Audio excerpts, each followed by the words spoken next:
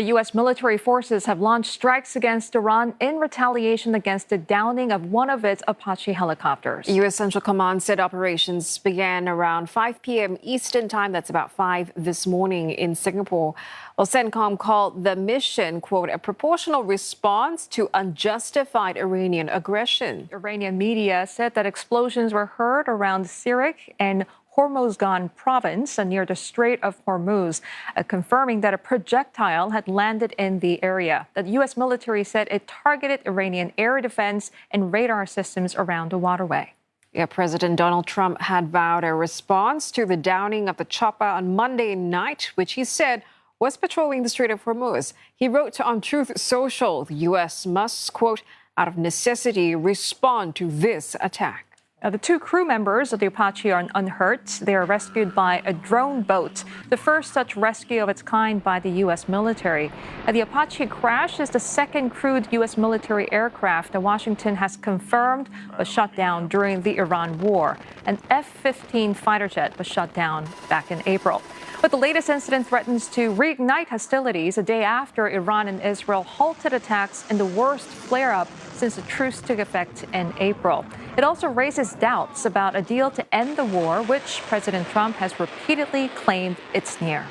Yeah, Iran's Foreign Minister Abbas Araghchi said the country's armed forces will leave no attack or threat unanswered. He earlier posted foreign forces near Iran are at constant risk of being caught in the crossfire, whether by human error or accident. He said to reduce the risk, the best solution was for them to leave, adding that Iran prefers a language of diplomacy, but speaks other languages too. And Ryan Bohl, he's the senior Middle East and North Africa analyst at RANE, joins us for more now. Ryan, we thank you for your time. So how much of whether this fragile truce holds is going to be determined by the scale of the U.S. military action in response to the downing of the Apache helicopter, and of course, with all sides trying to maintain this ceasefire, then can we expect this to be, a very contained kind of operation? Well, I think the ceasefire going forward will be held as long as the United States wants to continue a form of the ceasefire. The Iranians are in a reactionary position where they will respond to provocations. They will take some opportunistic chances for harassment and disruption, like they did with shooting down this Apache helicopter. But they aren't likely to go back to full-scale escalation unless the United States has done so in turn. And so while the U.S. is carrying out this proportional and limited operation right now, it looks like the ceasefire will stay alive in name, but functionally it's holding together by just threads. And it's really a big question of whether or not there's an incident where the Iranians carry out a provocation that results in damage to something the Americans really care about, loss of civilians, loss of military personnel, and then the U.S. might go back into full-scale escalation in reaction to that.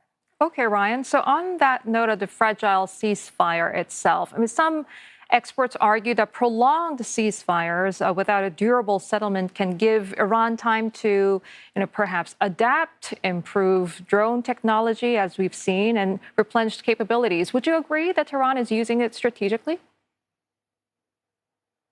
I think both sides are using the ceasefire to try to find a way to adapt. After all, the energy shock that the United States and many Gulf Arab partners were concerned about would have taken place after these months of Hormuz being functionally shut has not quite manifested in the catastrophic way that they were concerned about. And that's in part because of adaptations like turning off transponders and using Saudi Arabia's East-West pipeline to get oil out through the Red Sea. And so both sides are using this pause to adapt to the economic pressures that they're under and also, more importantly, wait one another out. And while the Iranians certainly have the assumption that there will be a future round of war, right now, the United States is so hesitant to go back into maximum escalation that really what Iran is doing is trying to run out the political clock in the United States to see if they can get the Americans to move first on offering a concession that they really care about, namely economic relief, whether that comes in the form of sanctions relief or asset transfers, something to boost Iran's economy and to demonstrate that Iran's people, that this war was worth it because it helped slip out of some of this very tight economic escalation or isolation. Yeah, Ryan, I know you talked about, what could really significantly threaten the ceasefire, cause it to crumble, and that is, if there's deaths or, damage to strategic infrastructure, U.S. infrastructure. But I also wonder ultimately which is going to be a bigger threat to this truce collapsing. Is it the conflict between Israel and Lebanon, or is it the one involving the U.S. and Iran? Well, the Iranians have certainly drawn a relatively successful red line around Lebanon that right now they're currently enforcing. They're threatening to disrupt the ceasefire at scale in ways that could rattle energy markets and global markets in a way that President Trump certainly cares about. And so, in that sense, there is the possibility that repeated cycles of Iran enforcing its red lines around Israel's behavior in southern Lebanon could destabilize and unravel the ceasefire. But President Trump has shown a really committed willingness to overlook an awful lot of infractions, to respond proportionally, to keep things within a certain box. And that is largely because he understands that there's very little domestic support for full-scale escalation against the Iranians. And so you need two things to happen. You need first the Iranians to demonstrate that they're the rogue actor to the point where the U.S. really can't do much but conclude they need to retaliate against them at scale. And you also need the American public to get behind its government to give it the political support to carry out that campaign. Ryan, Mr. Trump has repeatedly said a deal with Iran is imminent. I think he said at least 38 times since late March. But the conflict keeps producing new flashpoints. Are we actually closer to a breakthrough? I mean, talk to us about the credibility of the so-called deal is close narrative.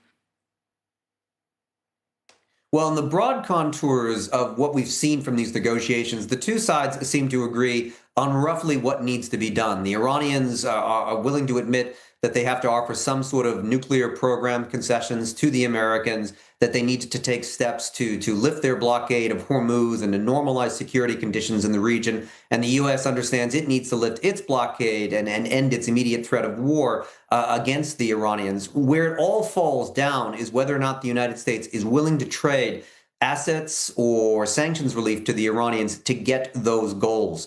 Right now, President Trump is assuming that the blockade of Hormuz is as painful for Iran as it is for the United States on a political level. And I don't think that's true. The Iranian political system is able to absorb this economic pain a lot better than the U.S. system is able to, in spite of the fact that Iran is really enduring a lot more economic hardship than ordinary Americans are. And so there's the gap. Will the Americans be willing to offer the concessions to the Americans, and most importantly, in the sequence that the Iranians want to see? The Iranians want to see economic relief given to them first as a guarantee that the process is real and that it's not just a step in restarting the war. And so far, Trump isn't willing to do that. So in a sense, the deal is very close if President Trump is willing to make those economic concessions. But since he's not willing to, and since he's come under attack for even hinting that he might, it really does suggest that we're going to be stuck in this stalemate for some time to come.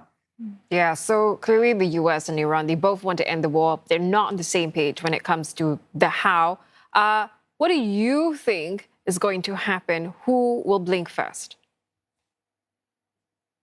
Well, right now, when we're looking at this in a longer trend line, the American political system is less resilient than the Iranian one in the short term. We're going to have midterms later this year. They could be very damaging for President Trump's own Republican Party, which certainly will sabotage his domestic prospects for a legacy there, and could even be an institutional check against his war-making power if the election really goes badly for the Republicans. So in that sense, we do have a clear horizon here in the United States that at the very least, the midterms could be the forcing function to cause President Trump to finally offer concessions. But on the chance that that doesn't happen, if President Trump continues to hold out over the next 6 months or so, and there isn't an economic meltdown, then the Iranians are going to be in a serious problem starting in early 2027 when they realize that political change isn't coming fast enough in the United States for them to get out ahead of this economic crisis that they're clearly happening. So Iran can't forever endure this closure of the Strait of Hormuz any more than the Americans can, but it looks like they can endure it better over the next 6 months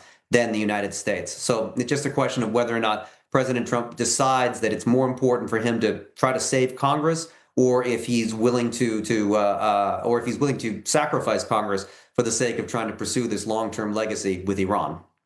All right, Ryan, we thank you for your time today. Ryan Bohl, there, Senior Middle East and North Africa Analyst at RANE.